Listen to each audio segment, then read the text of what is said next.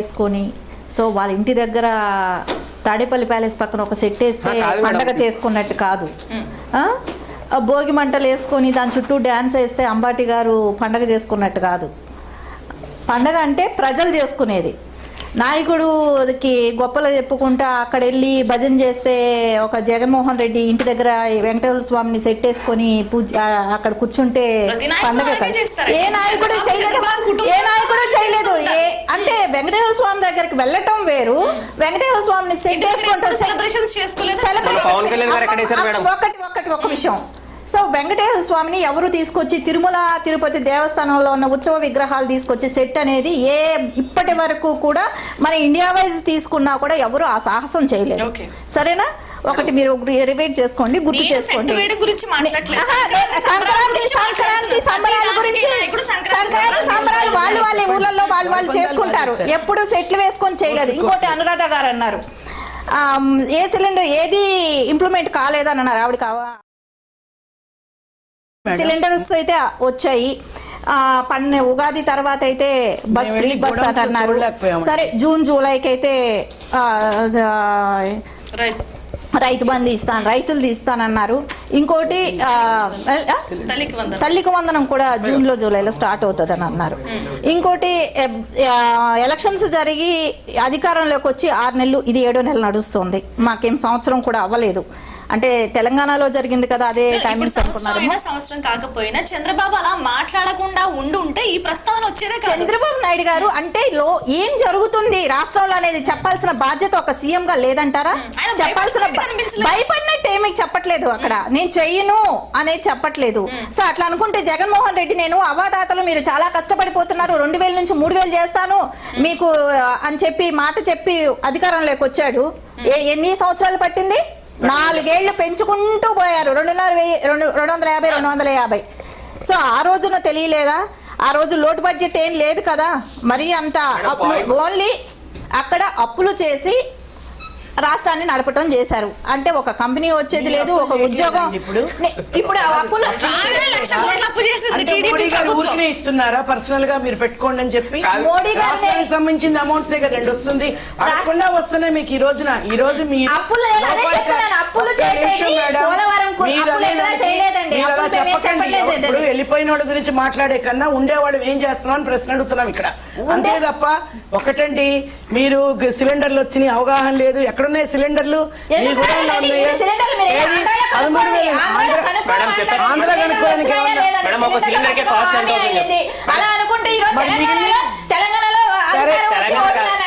సరే, తెలంగాణ గురించి మాట్లాడతారు, మీరు తెలంగాణ గురించి మాట్లాడతారు. మీరు మాట్లాడేసి మాట్లాడండి. ఇలా అడ్డదనంగా మాట్లాడే తెలుగు రాష్ట్రాల్లో కంపారిజన్ అనేది వస్తది. కంపారిజన్ కాదండి, ఆవిడ అడుగుతుంది ఏంటి మీరు చెప్పండి. మిగులు స్టేట్ ఇది, హైదరాబాద్ లాంటి తెలంగాణ స్టేట్ కే చేయలేదు. మరి ఎందుకు చెప్పాడు ఆయన? ఎందుకు చెప్పాలి? ఎవరు చెప్పాలి? ఇప్పుడు ఎందుకు చెప్పాడు? మీ నాయకుడు ఎందుకు చెప్పాడు? ఎవరు చెప్పారు? ఎందుకు చెప్పమన్నారు? ఎవరు చెప్పమన్నారు? ఎవరు అడిగారా చెప్పమని? ఇక్కడ చెప్పలేదు. మాట్లాడకండి. అట్లా అనుకుంటే రేవంత్ రెడ్డి గారు కూడా ఇప్పటి వరకు చేయలేదు. రేవంత్ రెడ్డి గురించి మీరు మాట్లాడద్దండి. మీరు మాట్లాడాల్సింది మీరు చంద్రబాబు గురించి మాట్లాడండి, మీ తెలుగుదేశం గురించి మాట్లాడండి. మీరు రేవంత్ రెడ్డి గురించి మాట్లాడానికి వచ్చారు. రేవంత్ రెడ్డి గారి గురించి మాట్లాడతాను, చంద్రబాబు నాయుడు గురించి మాట్లాడినప్పుడు మాట్లాడాల్సి వస్తుంది. చంద్రబాబు గురించి మాట్లాడుతున్నారు కాబట్టి మాట్లాడుతున్నారు. వచ్చిందే దానికి. ఇప్పుడు చూడండి, నేను కంప్లీట్ ఎక్కడా కూడా బాబు గారు చేయను, నేను ఇది చేత కాదు అనే మాట చెప్పలేదు. ఈ రోజున శ్రీ సిటీ వర్క్ స్టార్ట్ అయ్యింది, TCL వచ్చింది, రిలయన్స్ వచ్చాయి. వచ్చిన కంపెనీలో ఇదేంటి స్టీల్ కంపెనీ వచ్చింది, అట్టలు వాళ్ళు పెడుతున్నారు. అనకాపల్లిలో 55,000 ఉద్యోగ అవకాశాలు వస్తాయి. 1,00,00,000 కోట్లకు పైన వాళ్ళు ఇన్వెస్ట్మెంట్ చేస్తున్నారు. ఎన్ని కంపెనీలు వచ్చాయి? సో ఈ రోజున వీళ్ళకి తెలుస్తుందా? ఏదో అంటే నేను అనేది ఏంటంటే ఏదో మాట్లాడాలని మాట్లాడటం కాదు.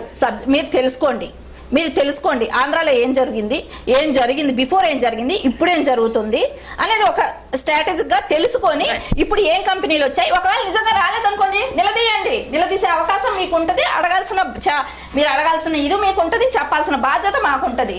అంతేగాని మనం ఏదో ఒకటి మాట్లాడేసేయాలని డిస్కషన్ కాదు, గొడవ పడాలనే డిస్కషన్ కాదు. రాష్ట్రానికి ఏ రకంగా లేదు చేయలేదని అనుకున్నప్పుడు చెప్పండి, ప్రాబ్లం కాదు. అంతేగాని ఏదో మాట్లాడేసేయాలని అవసరం Right. వెంకటేష్ గారు. మీరు సూపర్ 6 ఇవ్వాలని చెప్పి మేము కోరుకుంటున్నాం. మీరు సూపర్ 6 హామీలు ఇవ్వాలని చెప్పి కోరుకుంటున్నాం. 20 లక్షల ఉద్యోగాలు ఇవ్వాలని చెప్పి కోరుకుంటున్నాం. కానీ ప్రజలు మభ్య పెట్టొద్దు అని చెప్పేసి మా ఇంటెన్షన్. ప్రజలు చెప్పేది రండి. మీరు ఇందాక గ్యాస్ సిలిండర్లు అన్నారు. ఫస్ట్ పాయింట్ బై పాయింట్ వస్తాను నేను. 4-5 పాయింట్లు మాట్లాడారు మీరు. గ్యాస్ సిలిండర్లు అన్నారు. 1300 కోట్లు ఖర్చు అవుతుంది. మీరు బడ్జెట్ లో ఎంత పెట్టారు మేడం గ్యాస్ సిలిండర్స్ కి? లేదు, బడ్జెట్ లో ఎంత పెట్టారు? ఒక సిలిండర్ కి ఎంత ఖర్చు అవుతుంది? ఒక సిలిండర్ కి ఇప్పుడు చెప్పండి. మీరు టాపిక్ డైవర్ట్ చేయొద్దు. మీరు బడ్జెట్ లో ఒక సిలిండర్ కి ఎంత ఖర్చు అవుతుంది? సార్ 800-900 వరకు అవుతుంది. మరి మిగిలిన వాళ్ళ పరిస్థితి ఏంటి? మీరు పెట్టిన గ్యాస్ సిలిండర్ బుక్స్ ఉన్న వాళ్ళే కదా. మిగిలిన వాళ్ళ పరిస్థితి అందరికి మేడం అది మీరు చెప్పిన లెక్క. మీరు గ్యాస్ సిలిండర్ లో మీ వైస్ రేషన్ కార్డు ఉన్న వాళ్ళకే 1300 కోట్లు అవుతుంది. సో మీరు ఎంత పెట్టారు? 895 కోట్లు మీరు పెట్టింది. మరి మిగిలిన వాళ్ళ పరిస్థితి ఏంటి? 1300 కోట్లు ఖర్చు అవుతుంది. ఎవరికైనా అర్థమయ్యే లెక్కే కదా అది. నేను అనేది ఏంటంటే ఎవరికి సో ఇవ్వలేదు. ఫస్ట్ వన్ ఇవ్వలేదు. ఓకేనా? అందరికీ ఇవ్వలేదు. మీరు గ్యాస్ సిలిండర్స్ 80% ఇచ్చారు మేడం. 80% కూడా ఇవ్వలేదు. వాళ్ళు ఇచ్చింది 65% 70% ఇచ్చారు అంతే. అవ్వలేదమ్మా. అవ్వలేదు. ఏది? మీరన్నట్టు 65% 70% అయింది. నేను ఒప్పుకుంటాను. యాక్సెప్ట్ చేస్తాను. అవ్వలేదు మేడం. పూర్తిగా అవ్వలేదు.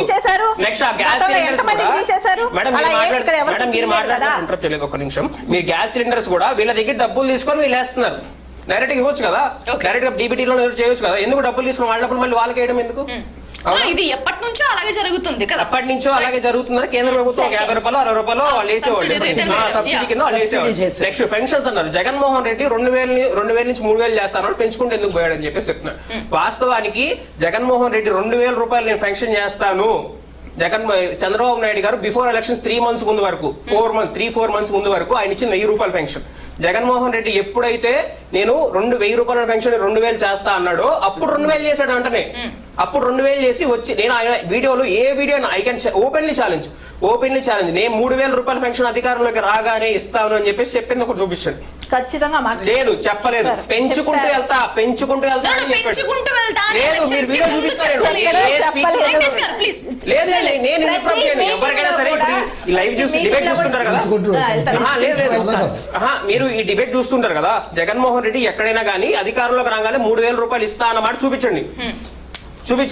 అప్పుడే జగన్మోహన్ రెడ్డి అలాగే ఎంత పెంచినట్టు వీళ్ళు అధికారంలోకి రాగానే 1000 రూపాయలు పెంచామని చెప్పేసి చెప్తున్నారు. జగన్మోహన్ రెడ్డి ఎప్పుడైతే 2000 చేస్తాడు. సో మీరు 2000 చేస్తున్నారు కాబట్టి 2000 చేసేసారు కాబట్టి ఇప్పుడు ఎలక్షన్స్ కి 4 నెలల ముందు 2000 చేశారు కాబట్టి నేను అధికారంలోకి వచ్చిన తర్వాత పెంచుకుంటూ పోతా అని చెప్పేసి 250 చేస్తాడు. అంటే 1250 రూపాయలు పెంచినట్టు జగన్మోహన్ రెడ్డి. బిఫోర్ 4 months వరకు మీరు ఇచ్చింది 1000 రూపాయలే కదా. మీరు ఇచ్చింది ఎంత? 1000 రూపాయలే మేడం మీరు ఇచ్చింది. ఎలక్షన్స్ కి 2019 ఎలక్షన్స్ కి ముందు 4 months ముందు వరకు మీరు ఇచ్చింది 1000 రూపాయలే. జగన్మోహన్ రెడ్డికి ఎంత పడింది? మరి రాగానే వచ్చినా కానీ 1250 రూపాయలు పడింది. మీరు ఇచ్చింది 1000 రూపాయలే కదా. మీరు ఇచ్చింది అదే ఎలక్షన్స్ ముందు వరకు కూడా ఏం చేశారు మరి? జగన్మోహన్ రెడ్డి ఎప్పుడైతే హామీ చెప్పాడో అప్పుడే గుర్తొచ్చిందా మీకు? మేము 3000 చేస్తానని చెప్పారు.